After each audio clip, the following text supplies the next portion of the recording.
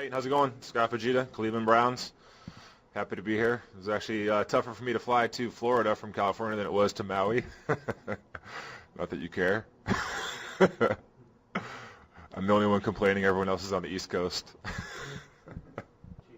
Well, here this week, we're making sure everybody continues to stay informed about what's going on. Obviously, there's been a lot of things in the news in the last year, last couple years, but mainly in the last couple weeks. And I know everything has seemed kind of explosive, but it's making sure you get everybody's, pulse, make sure everybody stays calm, and they recognize the mission and the goal going forward. And it is, always has been, and always will be, making sure that football is played this season.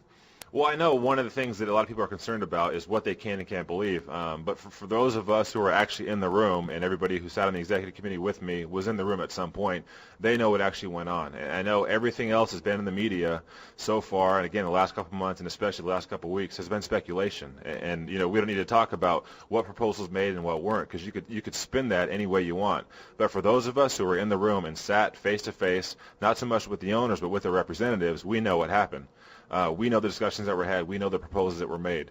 The biggest issue, though, is the major decision makers from their side were not in those rooms, and that's what's difficult. So, yeah, these guys can come out and act like they were in the rooms and talk about what was said and what wasn't said, but the reality is we were in there and they weren't. And to say that's disconcerting is an understatement. Yeah, I know that everybody just wants to make sure that football is played, and that's what we're making sure happens. We're taking every necessary step to make sure that games aren't missed, because that's what we love to do. We want to play football. We want to give that back to the fans, and that's what we're trying to do, and that's why we're taking these measures. The whole idea of decertification, did we want to have to do that? Not necessarily, but is that the only way we can make sure that games are played? It is, and that's why we're doing it. The guys around the league so far have been amazing. I've been in the league now for 10 years, and I've never seen a group of guys more engaged in the process. Guys who are more willing to receive information, guys who are engaged. It's been incredible. Not just with my team, but guys I've talked to around the league.